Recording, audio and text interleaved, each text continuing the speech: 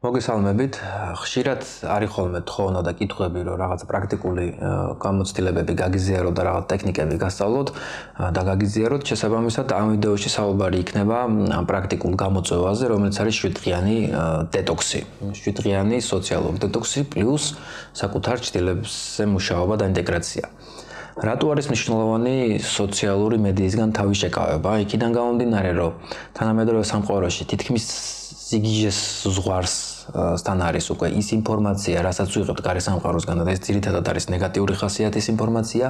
არ აქვს მნიშვნელობა ჩვენ ამაზე ნერვიულობთ განვისტით, არ განვისტით, ეს ინფორმაცია ჩვენში შემოდის, თავის ადგილს იკავებს ნერვულ სისტემაში და შესაბამისად გავლენა აქვს ნერვულ სისტემაზე. ანუ იქიდან გამომდინარე, რომ ინფორმაცია ხშირ შემთხვევაში არის ნეგატიური, ჩვენში შემოდის ეს ნეგატივი და იკავებს თავის ადგილს. შესაბამისად ძალიან ლოგიკური არის, რომ ესეთი ინფორმაციისგან თავის შევიკავოთ განსაკუთრებით ისეთ პერიოდში, რომელ პერიოდში ჩვენ გვიწევს ცხოვრება, იქნება ეს სოციალური თუ სხვა მდგომარეობები, რომელსაც ვხედავთ, რომ ჩვენ გარშემო ხდება. აქედან გამომდინარე, ჩემი რჩევა იქნება, რომ დაიცვათ თუ შეძლებთ ეს 7-დღიანი გამოწვევა და ეს გამოწვევა ესე ჟღერს.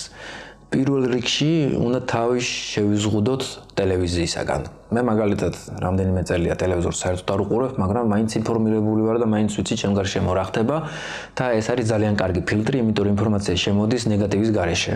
ეს ერთი და მეორე ეს არის ტელეფონები და ლეპტოპები, სოციალური მედია. ეხლა რეალისტები რო ვიყოთ, თანამედროვე სამყაროში ვერ აგგზავნავთ თავიდან ბოლომდე ამ სოციალურ მედიას და სრული ციფრული ასკეტიზმი თითქმის შეუძლებელია, იმიტომ რომ გვაქვს ვალდებულებები, გვყავს ოჯახის წევრები, რომელთანაც პირდაპირ გაგებით უკვე სოციალურ ქსელით ვართ დაკავშირებული, არის სამსახური, მუშაობთ სოციალურ სივრცეში. შესაბამისად, სრული აკრძალვა უბრალოდ შეუძლებელია, მაგრამ შეგვიძლია მინიმალურად შევზღუდოთ. ჩემი რჩევა არის და ეს გამოწვევა ზუსტად ამას გულისხმობს, რომ მაქსიმალურად შევზღუდოთ განსაკუთრებით დილით და საღამოს, ანუ გაღვიძების მომენტიდან 1 საათი არ ავიღოთ ხელში ტელეფონები და ლეპტოპები და არ ჩართოთ ტელევიზორი და დაძინებამდე 1 საათი. ეს არის ძალიან მნიშვნელოვანი, როცა ვიღვიძებთ ამ ციფრულ სამყაროში, ეს გონებისთვის არ არის კარგი ამბავი და ჩაძინების მომენტშიც, იმიტომ რომ ცისფერი ეკრანი, რომელსაც აქვს ტელევიზორს, იგულისხმება აქ, იგულისხმება ლეპტოპი, ტელეფონი, აღიზიანებს ჩვენ ნერვულ სისტემას, ზრდის კორტიზოლის დონეს და ამცირებს მელატონინის გამოყოფის საშუალებას. რაც თავის მხრივ მუშაობს ნეგატიურად მუშაობს ძილის ხარისხზე. ვერ ვიღებთ ღრმა ძილს, სხეული არ აქვს საშუალება, რომ დღის განმავლობაში სტრესები, დაღლილობა და კანცულობა გადაამუშაოს, შესაბამისად როდესაც ხამის ძილი არ არის ხარისხიანი, მეორე დღეს, მესამე დღეს და ხანგრძლივ პერიოდში სტრესი მატულობს და ისე უარეს მდგომარეობაში ვარდებით. შესაბამისად, ძალიან ლოგიკურია, რომ ეს დეტოქსი დავიცვათ. მოკლედ, დილით 1 საათი გაღვიძებიდან და დაძინებამდე 1 საათი არ გავეკაროთ ტელეფონებს და ციფრულ მედიას. შეგვიძლია საღამოს დაძინებამდე სხვა აქტივობით ჩავანაცვლოთ, მაგალითად ძალიან კარგი არის კითხვა, რაღაც მსუბუქი საკითხავი, ან პრანაიამა, მედიტაცია, ან რაღაც ნებისმიერი სხვა ლოცვა, იდეალურია ამ შემთხვევაში, ამშვიდებს აწყნარებს გონებას, ან თუნდაც შეგიძლიათ რაღაცა მსუბუქი აქტივობა, გასეირნება სუფთა ჰაერზე, ან რაღაცა ესეთი მსუბუქი აქტივობა, რომელიც არც აღაგზნებს ნერვულ სისტემას და თან ამზადებს სხეულს ძილისთვის და ამ სიმშვიდისთვის. ასევე ამ დეტოქსში შედის ავტომატური რეაქციებისგან თავის შეკავება. ეს იმას ნიშნავს, რომ ხშირ შემთხვევაში ჩვენ შეიძლება ისე აღმოჩნდეთ შუა სკროლის დროს, რომ ვერც კი მიხვდეთ, როდის დავიწყეთ, საიდან გადავედით ამ ვიდეოებზე, სად წავიდა, როგორ გაგვეპარა ყურადღება.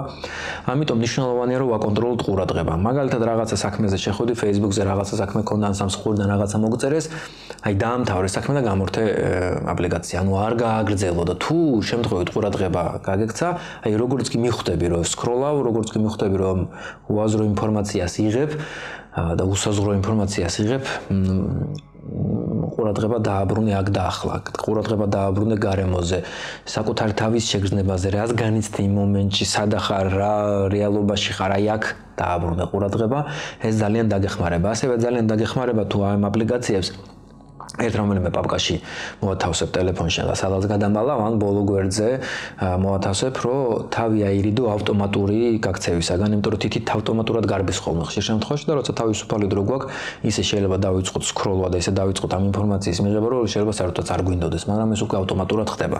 შესაბამისად ეს ავტომატურობა რო შევამციროთ, მაქსიმალურად გაირთულეთ ამ აპლიკაციებთან წვდომა. ასევე გახსოვდეთ, რომ მუშაობის შემთხვევაში ან კომუნიკაციის შემთხვევაში მაქსიმალურად გათიშოთ და არ დარჩეთ აი ამ ციფრულ მედიაში. ეს პირველი ნაწილი, რაც ძალიან მნიშვნელოვანია, მაგრამ მეორე უფრო მნიშვნელოვანია და ეს არის საკუთარ თავის მიღება და საკუთარ ჭდილების ინტეგრაცია. აი ამ 7-დღიანი დეტოქსის პერიოდში მაქსიმალურად გაამახვილეთ ყურადღება თქვენ ნეგატიურ შეგრძნებებზე. ეს ჭრილები, რომელსაც ხშირ შემთხვევაში ფსიქოლოგიაში ვიყენებთ, ეს ჭრილები რეალურად არის შიში, ეს არის ნეგატიური ემოციები, რომელიც შეიძლება იყოს სირცხვილი, შეიძლება იყოს ბრაზი, შეიძლება იყოს შური და რეალურად ჩვენ გვაქვს ამ ენერგიების გარდაქმნის და ტრანსფორმაციის საშუალება. ენერგიები არ იკარგება, ემოციები არ ქრება.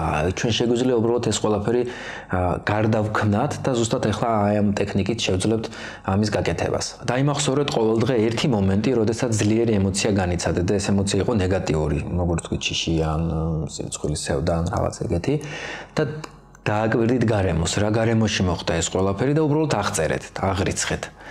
ასევე დღის განმავლობაში დააკვირდით, როდის ღიზიანდებით, ანუ რა იწვევს იმ ნეგატიურ ემოციებს, ანუ მიზეზი რა არის იმისა, რაც განიცადეთ და ამ შემთხვევაში ეცადეთ, რომ საპირისპირო ენერგიით ჩაანაცვლოთ. პირველ რიგში არ უარყოთ, იმიტომ რომ ეს ნეგატიური ემოციაც თქვენია და თქვენ ახართ და შესაბამისად თუ რაღაცას უარყოფ, ეს გამოდის ავტომატურად, რომ უარს ამბობ რაღაცაზე და რომელიც შენი ნაწილია და იწყება ავტომატურად დუალობა შენში, შენი ქვეცნობიერი საკუთარივე თავს ებრძვის, რაც საბოლოო ჯამში ბრძოლამდე მიგიყვანს და მან ბრძოლაში გამარჯვებული არ არსებობს. პირველი არის, რომ მიიღო, იმიტომ რომ ისიც შენია და მეორე თუ არ მოგწონს, შეგიძლია გარდაქმნა. გარდაქმნა არის ძალიან ძლიერი ტექნიკა, მაგალითად შიშის გარდაქმნა შესაძლებელია და შიში რეალურად არის საფრთხე, რისკის საფრთხე, რომელიც შეგიძლია ძალიან მარტივად გარდაქმნა ყურადღებაში, სიფრთხილეში და გონების სიცხადეში. ზიზღი ეს არის ის თუ რა არ შეესაბამება ჩვენ შინაგან ბუნებას და ეს არის რეალურად პროტესტი, ჩვენი შინაგანი პროტესტი და შეგვიძლია ეს პროტესტი გარდაქმნათ როგორც დამცველობითი ენერგია, როგორც პირადი საზღვრების დაცვის ენერგია. სიზარმაცე რეალურად არის ენერგიის ნაკლებობა. და აი ამ დროს შენ უკვე ცნობიერად და გაცნობიერებულად აი სიზარმაცის ენერგიაში კი არა, არამედ იღებ იმ დასვენებას, რაც არის აუცილებელი შენთვის, რომ მიიღო და შევისო ენერგია, ხო, როდესაც ენერგია ბალანსშია, სიზარმაცე უკვე ზედმეტი არის. რაც მთავარი არის ეგოიზმი. ეგოიზმი ეს არის ძალიან რთული პროცესი, რაღაც კუთხით რომ შევხედოთ, ეს ეგოისტური გამოვლინება, მაგრამ ეს არის საუკეთესო საშუალება, რომ გავიცნოთ საკუთარი რეალური თავი და აი ეს ამის ტრანსფორმაცია შესაძლებელია. შესაბამისად, ყველა ნეგატიურ ენერგიას გააჩნია მისი პოზიტიური შესატყვისი. მაგალითად, თუ ვართ გაბრაზებულები და გაღიზიანებულები, შეგვიძლია ეს ძალიან მარტივად სიყვარულში და სიკეთეში გარდაქმნათ და ამაზე ჩვენ ვართ პასუხისმგებლები, რეალურად ჩვენ თავში რა ხდება, ჩვენ ვართ ამაზე პასუხისმგებლები და ეს არის ემოციური ჰიგიენა.